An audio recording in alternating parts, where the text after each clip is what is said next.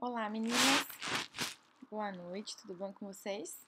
Espero que sim, que estejam se cuidando em casa, com a família.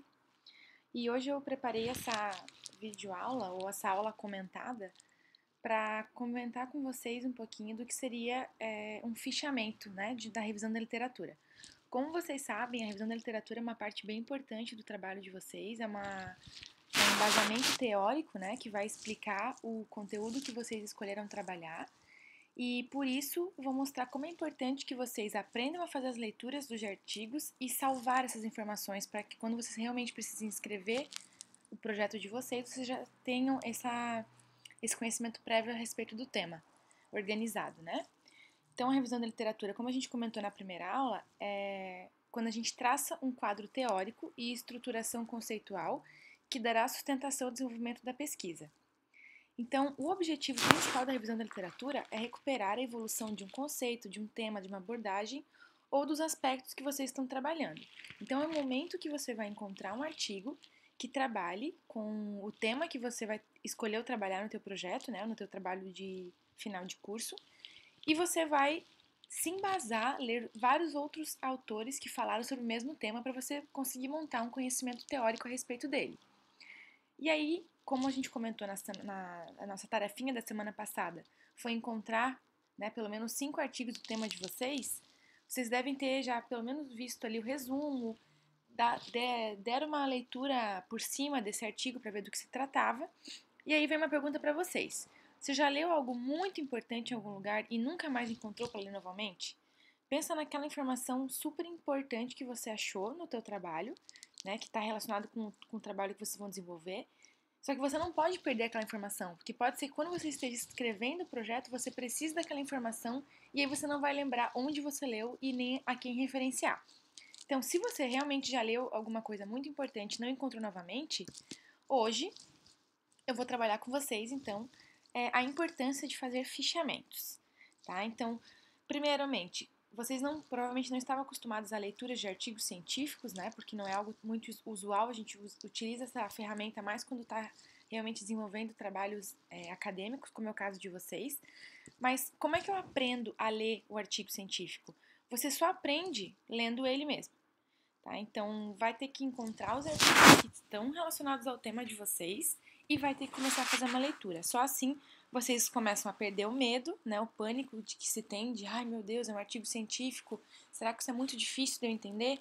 Você só vai conseguir perder o medo se você começa a ler, se você aprende a independência e a autonomia. Então, quando você pega o artigo e consegue entender sozinho o que ele está falando, lendo o resumo, lendo parte da introdução, você vai ficando um pouco mais autônomo em relação a isso. Você não precisa mais encontrar outras pessoas que te expliquem o trabalho. Você consegue, com autonomia e independência, interpretar o que está sendo falado ali. E isso é imprescindível que vocês comecem a fazer leituras para que isso se torne prazeroso. Então pode ser que nas primeiras vezes vocês pensem, nossa, eu tenho muita coisa para ler, muitos artigos eu vou precisar analisar para conseguir chegar ao entendimento do meu tema. Mas vocês vão ver que quanto mais vocês vão lendo, mais vocês vão vendo como é legal entender o trabalho do outro e tentar aplicar o trabalho de vocês ali no que foi feito. Então, quando a gente faz uma leitura de artigos, existem vários tipos de leitura, digamos assim. Inicialmente, a gente faz uma leitura prévia. O que é isso? É quando o leitor identifica nas bases de dados o conteúdo do artigo a partir das palavras-chave. Então, é o que eu comentei com vocês. Antes de vocês entenderem as palavras-chave do trabalho de vocês, serve muito para facilitar as pessoas que vão depois buscar o trabalho de vocês nas bases de dados e facilita agora quando vocês estão buscando também, porque vocês vão ver o título, as palavras-chave utilizadas e começam a ler o resumo para fazer essa leitura prévia do que o artigo se trata. Então, eu estou vendo que, esse artigo aqui, ele se trata do câncer de mama. Por quê? Porque tem na palavra-chave, tem no título e tem no resumo. Então, você consegue fazer uma leitura prévia. Essa, normalmente, é a primeira leitura que a gente faz. Tanto que, para a escolha dos artigos, como eu pedi para vocês, é isso aqui que a gente utiliza, uma leitura prévia. Depois de selecionar os artigos pela leitura prévia, eu faço uma leitura seletiva. E aí é quando eu começo a fazer uma leitura um pouco mais atenta. Aí eu já avalio o conteúdo, o gráfico, tabela e a conclusão. E nesse ponto eu vou eliminar o dispensável. Então, por exemplo, eu estou fazendo um levantamento bibliográfico do meu tema, que vai ser massagem em pacientes com cefaleia, como a gente tinha comentado que era o meu caso. Eu não posso fazer análise para ver se a massagem auxilia na cefaleia se eu pegar um artigo que é uma revisão. Por quê? Porque uma revisão é uma junção de vários outros artigos. Então, é alguém que já fez o trabalho que eu vou fazer. Então, eu preciso pegar artigos que uma pessoa fez, testou se a massagem funcionou para cefaleia, pego 10, 15, 20 artigos de testes, para daí eu fazer uma análise e verificar se nesses artigos selecionados, tantos por cento funcionou a massagem e tantos por cento não funcionou. Aí eu consigo fazer, né, uma abordagem mais significativa. Então, na leitura seletiva, eu tenho que ter uma vista mais atenta. Então, de todos que eu selecionei na leitura prévia, na leitura seletiva vai ser um primeiro filtro. Eu vou eliminar o que é dispensável, eu vou ficar só com o que realmente me importa. Depois que eu já eliminei os resumos, que eu já eliminei os artigos numa linguagem que eu não quero, aí eu faço uma leitura crítica, analítica ou reflexiva.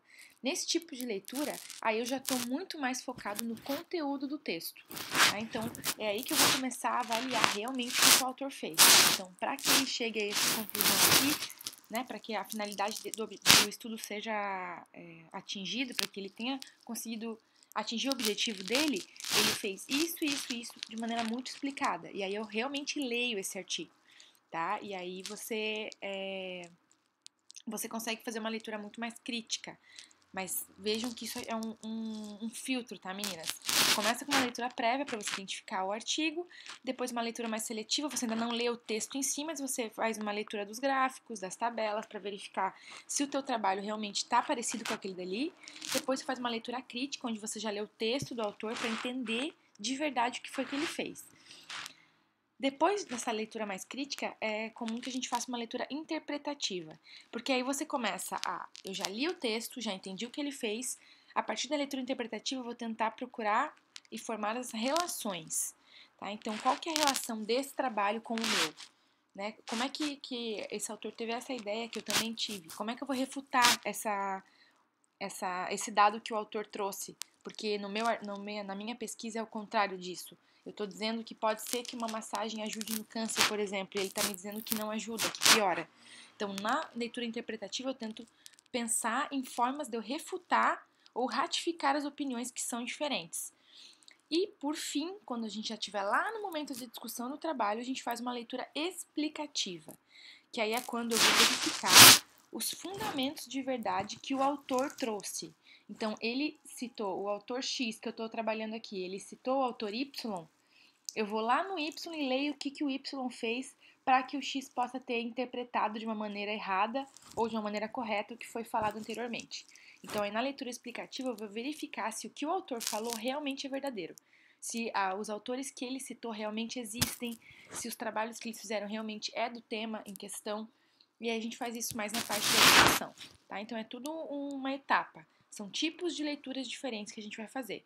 O que a gente está agora é entre a primeira e a segunda leitura, tá? Vamos uma leitura prévia e depois uma leitura um pouco mais aprofundada para verificar do que se trata os artigos. E aí, aqui, deixando um pouquinho mais esquemático para vocês verem, a gente vai começar, né, que é o primeiro passo aí que vocês estão na leitura preliminar, então vocês vão ver se o artigo é útil ou não, vão tentar identificar a ideia geral a respeito do artigo e verificar a credibilidade do artigo, né? A gente vê pela qualificação da revista. Então, essa revista aqui é uma revista científica, ela está vinculada a alguma universidade? Ela está vinculada a algum grupo de pesquisa? Ou é só um blog que alguém resolveu criar na internet e está divulgando informações que às vezes não são verdadeiras? Então, a gente precisa verificar se o artigo realmente tem crédito, se uma revista ela é realmente científica, tá? Isso aí a gente vai discutindo como eu faço isso, mas é bem importante a gente entender que eu não posso utilizar artigos ou notícias de blogs, de vlogs, de Instagram. Eu preciso sempre encontrar artigos em revistas científicas.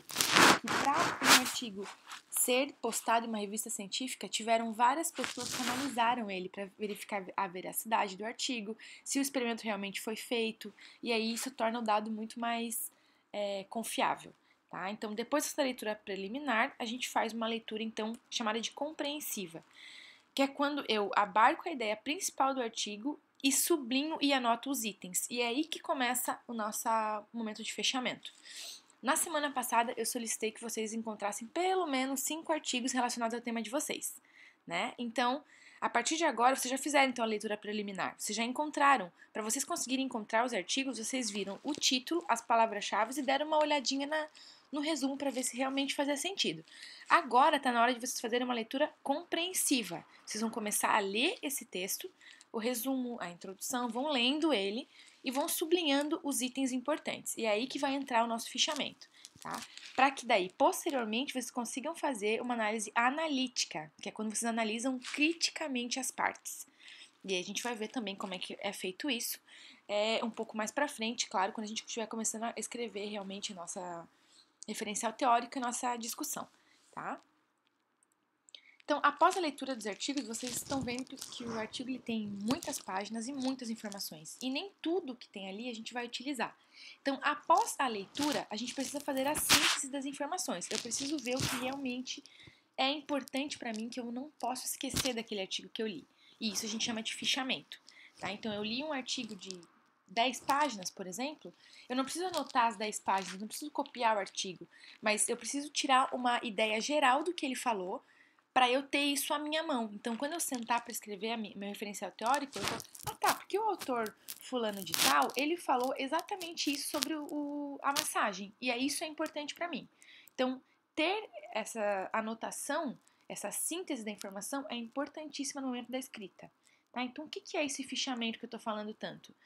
É registrar em recursos físicos ou eletrônicos as informações relevantes de uma fonte bibliográfica. Aí na forma de resumo, esquema ou citação, como vocês acharem melhor. Eu vou dar algumas dicas para vocês, mas vocês vão se adaptando como melhor for para cada uma, tá? Então, o fichamento é um método de pesquisa pessoal com a função de organizar ideias através do material consultado para a realização de uma pesquisa. Então, foquem bem que é um método de pesquisa pessoal. Claro que as meninas que estão trabalhando em pares, elas podem pegar os artigos e fazer fichamentos e compartilhar isso, mas eu nunca posso escrever sobre um artigo se eu não li ele. Eu não posso me basear apenas no fichamento que a minha colega fez. Eu preciso sempre estar comprometida com a linguagem científica e verificar, né, a veracidade dos fatos. Tá? Mas quem está trabalhando em pares pode utilizar esse tipo de método de fichamento para vocês conseguirem, inclusive, abarcar mais artigos do que uma pessoa sozinha conseguiria. Alguns cuidados para o fichamento, então. Dicas que eu dou para vocês para que não se percam, tá? Quando estiverem fazendo isso. Manter na parte superior de cada ficha ou na primeira coluna de cada planilha a situação bibliográfica completa. Então, é importantíssimo que vocês mantenham o nome do autor, o ano do autor, né, o ano da escrita, seja na primeira linha ou na primeira coluna, para que vocês não percam essa informação, que é importantíssima para que a gente consiga seguir aqui no nosso trabalho científico, tá? É importante também certificar-se de que todas as informações sobre o artigo estão completas. Então, eu não posso pegar só uma ideia por cima do artigo. Então, eu acabei de ler que para que essa massagem aqui para cefaleia funcione, a autora utilizou o óleo de lavanda, por exemplo, para fazer a massagem. Eu não posso só escrever que ela disse que a massagem funciona para cefaleia utilizando óleo. Que óleo? Essa informação não está completa, porque no artigo ela falou qual era o tipo de óleo que foi utilizado. Tá? Então, tem que sempre manter as informações completas. E, claro, cuidar para que vocês não percam essas fichas ou arquivos eletrônicos, né? Então, a minha sugestão é que, como eu comentei com vocês anteriormente, utilizem as nuvens, meninas. Usem o Drive, o Dropbox, o Google Drive mesmo, qualquer tipo de nuvem que tenham, para que vocês não percam essa informação. Então, não salvem só num pendrive, não salvem só no e-mail de vocês. Tenham isso em uma nuvem para que fique disponível online em qualquer lugar, que vocês consigam acessar do computador, do celular, para que vocês não percam esse material de TCC, tá? Então, em relação ao fichamento, é importante você ter em mente que fazer um fichamento não é um ato mecânico isolado, não é uma questão de quantidade de registros, mas de pesquisa. Então, não adianta eu querer abarcar hoje, vou fazer 50 artigos. Você precisa realmente se dedicar a isso. Você precisa ler o artigo, pesquisar nele, né, entender o que ele está dizendo, para daí sim fazer um fichamento. Porque senão, se eu só pegar informações básicas como título, ano e número de pessoas que ele utilizou, isso não vai ser objetivo para mim, porque toda vez que eu precisar utilizar os dados, eu vou ter que abrir o artigo, ler ele de novo, para entender o que foi feito. Então, tenham em mente que vocês vão ter que levar um tempo em cada artigo para vocês realmente entenderem e conseguirem guardar a ideia central do artigo. Então, as ideias dispostas de forma ordenada auxiliam a organizar nosso raciocínio, permitindo a recuperação. Então, é utilizado normalmente colunas ou linhas. Vocês vão colocar em uma coluna ou uma linha o nome do autor, depois o que ele falou na introdução, o que ele falou no objetivo, o que foi a metodologia dele. E assim você deixa essas ideias completamente ordenadas, para que vocês não percam a linha de raciocínio quando forem ler de novo o que vocês já leram, né? No caso, um fichamento. E um fichamento bem feito é uma base confiável e coerente para dar sustentação às nossas ideias. Então pensem comigo, daqui a algum tempo, quando vocês estiverem escrevendo um referencial teórico, vocês vão ter que estar escrevendo várias páginas de uma matéria que até então era nova, né, que vocês estão ainda entrando em contato. Se vocês tiverem que abrir os 20 artigos que vocês salvaram e ler todos eles de novo para conseguir escrever o projeto de vocês, pensem no trabalho que isso daria.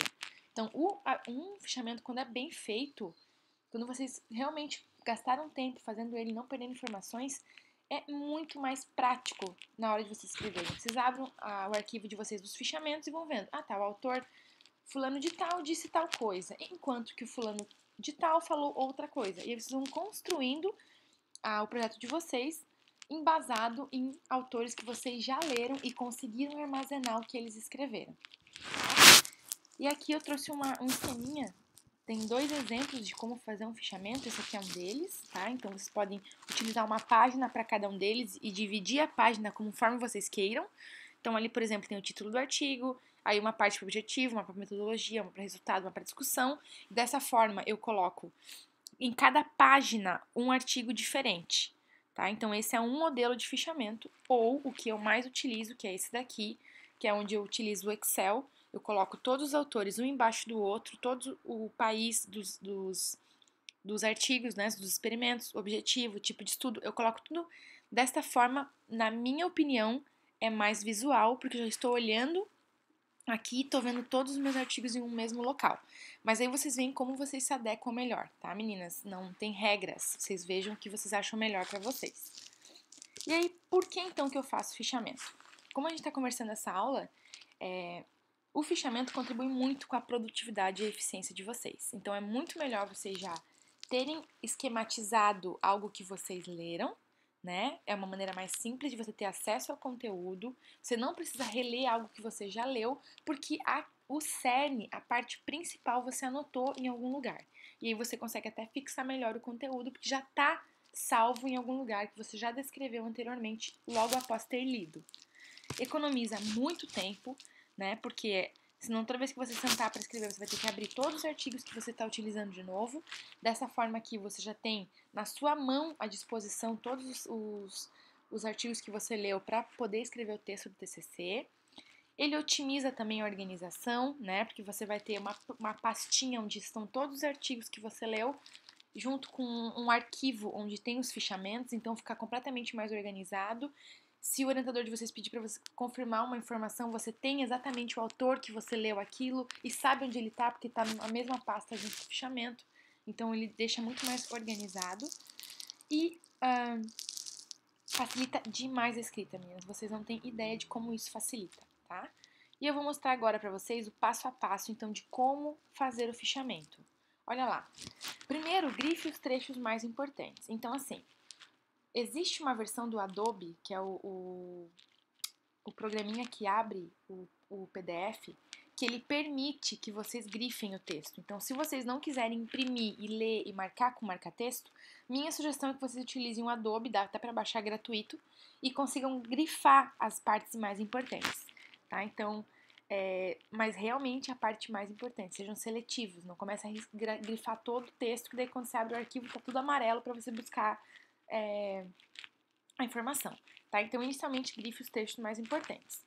Depois, busque as melhores citações. Então, é bem interessante que vocês selecionem as melhores citações de cada obra ou artigo científico estudado. E aí vocês vão transcrever essa situação exatamente como aparece no texto original. tomando nota, inclusive, do número de página, do capítulo de onde você tirou isso, seja de um livro, seja de um artigo, tá? Então, transcreva a parte que vocês acham importante nessa busca de informações, tá? E siga uma estrutura de fichamento. Então, o fichamento é um resumo organizado, portanto, tem que seguir uma estrutura. Eu mandei para vocês ali, mostrei alguns exemplos de como organizar um fichamento. Então, o conteúdo ele deve ser composto por cabeçalho, referência bibliográfica e desenvolvimento do assunto e deve abordar as principais ideias da obra. Você pode colocar o nome do autor, ano, título do artigo, principais citações, por exemplo, ou frases que são importantes para que eu construa o meu trabalho, você coloca isso separado, tá? E não se esqueçam jamais, jamais de utilizar a referência bibliográfica. Então, você sempre vai anotar no fichamento, já vai ter ali o nome do autor e o ano, e você vai ter que, posteriormente, colocar essa referência bibliográfica seguindo as normas da ABNT. Mais pra frente, a gente vai trabalhar nisso. Por enquanto, vocês só precisam saber que vocês precisam ter organizado qual foi o autor que falou o quê. Lá pro final do nosso projeto, eu vou ensinar vocês a como padronizar essas situações, como deixar tudo num padrão da ABNT, que é a Associação Brasileira de Normas Técnicas, é uma norma onde todos os artigos devem ser seguidos exatamente da mesma forma, tá? E aí isso é importante para que vocês consigam citar de maneira correta os autores no final do trabalho. E só mais uma coisinha antes da gente finalizar nossa aula, em relação a algumas expressões que vocês vão encontrar nos artigos, existe uma expressão latina chamada de apud. O apud significa citado por. Então, vocês vão ver que em alguns artigos, normalmente de revistas menos... que não são tão seletivas, alguns autores utilizam a expressão apud. Então, ele faz uma citação, por exemplo, a cor da casa é amarela. E ele põe apud, autor fulano de tal, que não é ele, porque ele não foi ver a cor da casa, ele está citando uma outra pessoa que viu. Então, o que quer dizer o apud? É quando a pessoa cita uma citação porque ele não tem certeza da informação, tá? Então, é a citação da citação, digamos assim. Então, eu estou dizendo uma coisa porque outra pessoa disse. Eu não fui olhar o artigo dessa outra pessoa. Eu só vi um artigo que eu estou lendo, fazendo meu fichamento, e ele falou apud. Por que ele falou apud? Não foi ele que descreveu todo o contexto, mas ele está citando um outro autor que está falando essa coisa. Então, isso não se faz, tá? Se vocês tiverem alguma informação importante que vocês queiram buscar, peguem o autor original, não utilizem apud. Então, não é o fato de eu estar lendo ali o autor X, que ele falou uma citação que outro falou, e aí você não vai atrás desse outro, você fala só o que ele falou, porque pode ser que o autor X esteja falando que a casa é azul, mas que o autor Y falou que a casa era amarela. E aí você, no teu trabalho, você fala, a casa é amarela, apud o autor fulano de tal. Não, você tem que buscar exatamente o autor que falou aquela informação que você está dizendo. Você não pode usar citação de citação, tá? Então, não é porque o autor que eu estou lendo me faz uma citação afirmativa a respeito de algo, citando uma outra pessoa, que eu não precise entrar no artigo dessa outra pessoa e verificar a informação, tá? Então, tenham certeza da veracidade da informação. A citação da citação não é bem vista, tá, meninas? Então, não é bem visto quem utiliza o apud, porque isso revela a preguiça do pesquisador de buscar a informação correta, tá bom? Bem, por hoje é só. Eu trouxe aqui algo pra gente descontrair um pouquinho, tá? Ai, meu Deus, eu mal comecei e já estou assim. Não fiquem assim, não fiquem apavoradas, tá? Eu criei essa videoaula para tentar ajudar vocês a como formar um fichamento. Eu espero que tenha ajudado. Eu vou deixar a postagem desse vídeo aberta ali no Eva. Qualquer dúvida que vocês tenham, me inscrevam por ali, tá? Ou me inscrevam no professor tutor. Se vocês precisarem, na semana que vem a gente pode montar uma webconferência para tirar as dúvidas que vocês estão tendo nesse processo, tá bom? E assim, ó, fiquem em contato direto com o orientador de vocês. É bem importante nesse processo de busca de artigos, de começar a fazer os fichamentos, vocês estarem alinhados com questão de tema, problema, com os orientadores de vocês, tá bom? Qualquer coisa que vocês precisarem, eu tô aqui, é só chamar, que assim que eu ver eu respondo, tá? Beijo pra vocês, fiquem com as famílias e se cuidem, não saiam de casa.